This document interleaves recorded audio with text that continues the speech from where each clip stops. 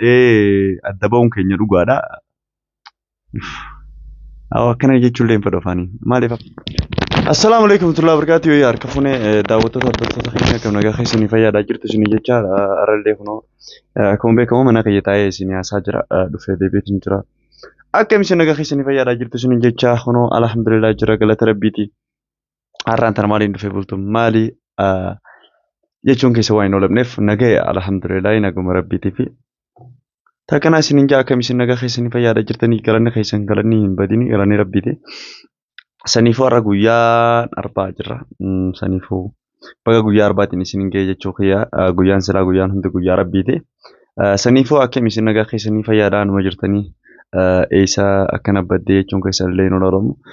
Baay'ee takka isin irraa badee dhugaa khayrumaaf badee. Egaa khayruma jennaa wanto hunda dhufu hunda khayruma jennee taqabbala. Silaa gaa khayri yoo hin jirne maal jennee isin irraa taqabbala khayruma jennee isin irraa taqabbala jechuu kiyya uummata kiyya dhugaa rabbii. Mee har'aan tana gaa bultuun maal qabatee nu dhufne nabiil maal qabatee dhufee jechuun keessa waan hin oolamneef wanni hin qabadde dhufee uummata kiyya waan khayriiti jeetii yaada. Dhugaa rabbii sana ani waan takka sooshaal miidiyaa kanarratti illee haasa'uun feene dhugaa rabbii sana akkuma hin jibbe.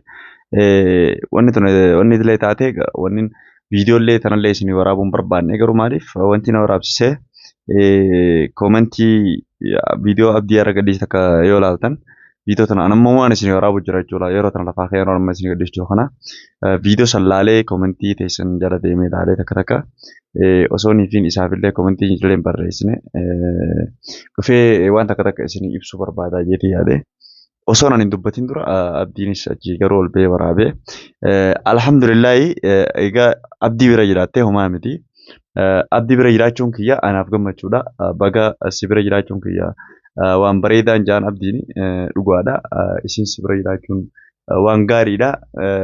Numa jabeessiin jaani maaliin jaan saniifuu yoo abdiin achumatti maaliif jiranii beekte. Meegaa maal irratti wal dhabdanii haartii fi haati mana keetii wal dhabbiin tun dhugaadhaa hangam takka dhugaadhaa maal warri jettan ana sirriitti haasa'uu hin feene wanni na dirqee wanni naaf isin irra wal lollees iccitii waan hin taane hunda sooshaal miidiyaa irratti hin oofanii uummata kiyya dhugaa rabbisanii ani isiniin jaaladhaa isiniin kabaja harka keessaniin darbu isin tunarra yaa wallahi ittiin baqaanii jiraami ittiin qaafadheewu. Amma isin dura taa'ee haasa'uu kana osoo haasa'uutiin qaanfachaa jira daawwattoota keenya. Dhugaa rabbisan hedduu takka na turfaatu jira. Qaanfachaa jira. Maafuuf qaanfachaa jira. Maaliif isa maalii namnummaan kun yeroo hunda yaa'ii godhaa ooltan namnummaan kun isin jaa. Baqa wallaahi hin fedhu amala kiyyaaf. Namallee hin jechuu garuu ani waan akkanaa tun osuma deemtu si deemtu irra mudatte mudannaan akka wanti hundi kiyya si mudatte humaa miti. Inshaallah khayrumaaf jechuu kiyya maali wanti isin mufannaa dira kana fideettanii nagaafachuun keessa hin oolamu. Ani amma waa'ee mufannaa isiitii fi waldhabbii isii kana waan takka isinii muusiin barbaadu ammoo dhugaa rabbisanii waan hin dubbaddu sin beeku anamma yeroo ammaa kana daawwattoota keenya. Oneefifuu akkuma jiru kanatti taa'ee isin waraabuu jira. Akkuma tokkotti maaliif viidiyoo isin ifaan laalee booda manni kun koomentii namoota akka takka keessaan na bilbilu jira. Bilbilanii wanti tun dhugaa gamta akka dhugaadhaa ati maaliif calliftaa miiciyyoo manaa baate maaliif ustaa maal jedhanii keessaan na bilbilu jiranii beekte. Saniifuu sooshaal miidiyaa irra oofulu sooshaal miidiyaa irra ol baasee oofuru lafa jalaan yoo hin dandeeyyeetiin qishaalee bas saniifuu ani erga isin ani yeroo sun waan akka nama kiyyatti waan nama baasaatii miti yaadee qaba. Garuu isin immoo filattee utaaltee baate wanti hin godhu hin jiru.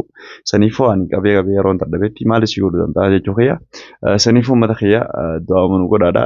Isumis ammaan tana yeroon tun yeroo dhala bireerti dahuudhaa waxqishoota fi yeroo isin amma du'aa'ii godhanii fi bireerti yeroo hawwa rabshaa itti godhanii jirtu jechuu kiyya. Yeroon tun yeroo rabshaa godhanii miti jechuu kiyya. Saniifuu abdii obboleessa kiyya bira dhayite. Abdii bira dhaquunis hedduu takka gaariidha humaa miti.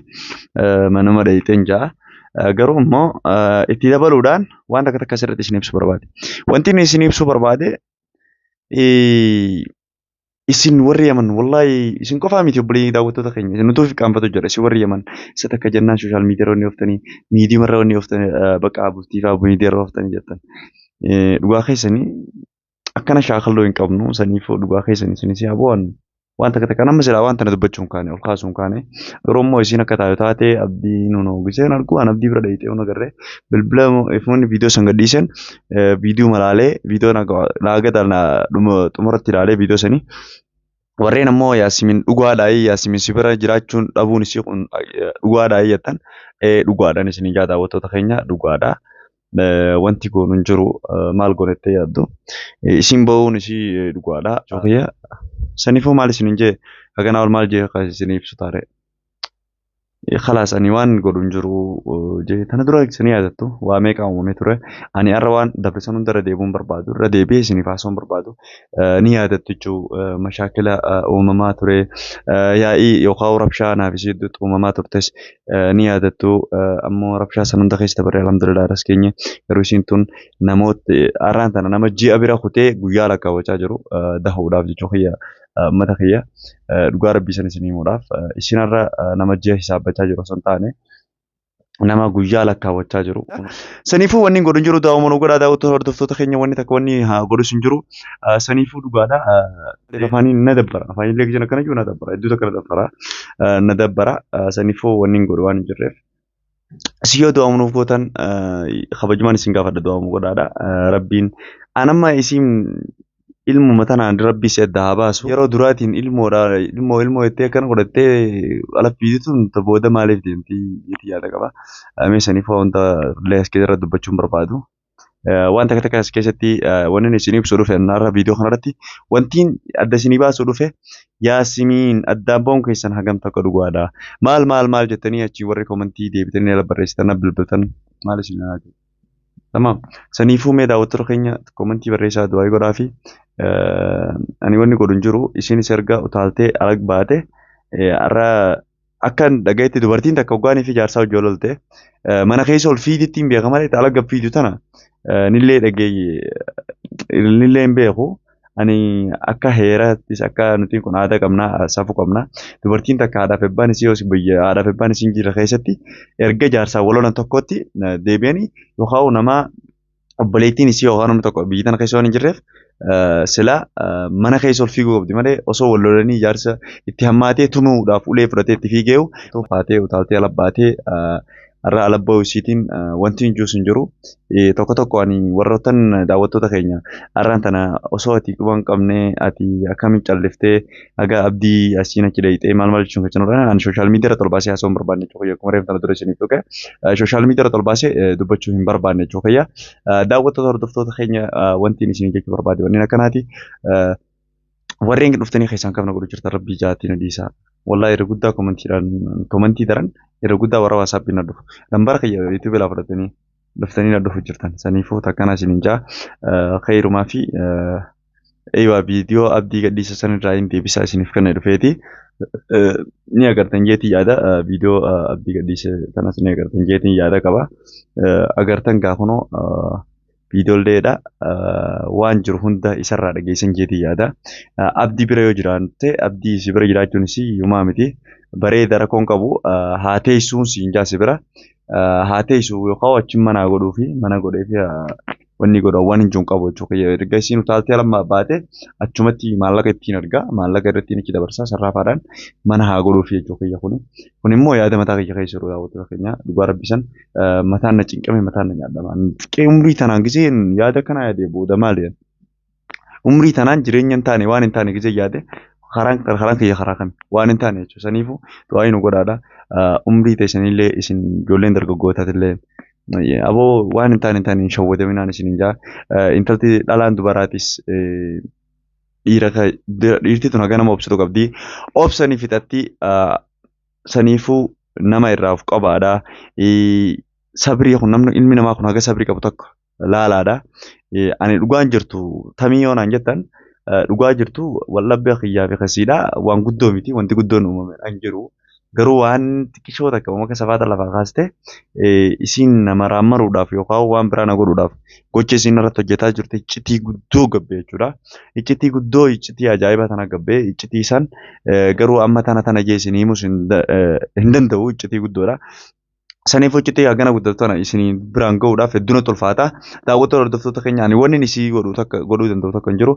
Waraqaa naa kannii maal jirti beekte sanarratti anis biyya tana keessaa bakka ani jira deemaa hojjetiin aaree bakka waa hedduu keessa miira keessa galeetiin jira jechuu kiyya. Saniifuu daawwattoota hordoftoota keenya jecha viidiyoo kana qofa isin biraan gahuuf hin dhufe.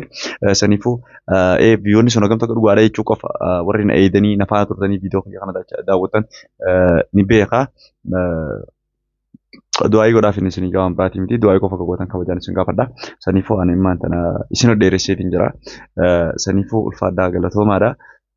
Ani kan inni siijee maallaqaan hunda hatta nama xalabee mana fiduuf bira ilaa achi ga'utu hunda isin dho'iseeti kan hunda miccoo urjii jaansan maallaqa kafaluudhaaf ka'ee maallaqaan kafalaaf jee fidee waliigalteedhaan isin mana banaa micoon mana isin deebite eessanillee isinii waraabne rabshaa guddoo xumune yaa'ii guddoo uumamte san hunda nuti asirratti ol baasee sooshaal miidiyaa irratti isin bira fiduun kiyya natti hin tolle jechuu kiyya uummata kiyya qaalii saniifuu du'aayii qofa naaf godhaadha ani nama oftee jiraatudha nama hin jiraatu osoo hin taane alhamdulillaahi nama dalagatee hurkaa ifiitiin boonu jechuu kiyya akka saniifuu namni dalagatu hin tuffadhiin baabaa bro saayiba kiyya dalagadduun siin jaa namni dalagatu yoomiyyuu taanaan boonaadha sabboonaadha waan takka hin tuffatini nama dalagatu nama carraaqqatu nama hojii isaatiin boonu dhugaa rabbisan dhaaduuf hin jiru wallaahi bobillaahi dhaaduuf hin jiru ani nama sa'aatii 24 guutuu hojiidhaaf of kannee hojii hojjedhu malee polotikaa yookaan bakka namni itti deemu bakka biraa deemee chaatii fudhadhee qama'uu kanneen bakka sigaaraa aarsuu kanneen hundarraa qulqulluudha jechuudha kiyya. Kana hundeef dhaaduuf osoo hin taane amala kiyya kanneen hin qabu daawwattoota kiyya. Saniifuu daawwattoota hordoftoota keenya waan isin dheeradeef zaama isin baay'iseef assalaamu alaikum warahmatullahi wabarakatuh. Nageetti naa isin hinjaa haga viidiyoo biraatii walitti deebinutti waan ta'eef wantoota tolfuu hunda kan waliin agarru ta'a. Nagaan naa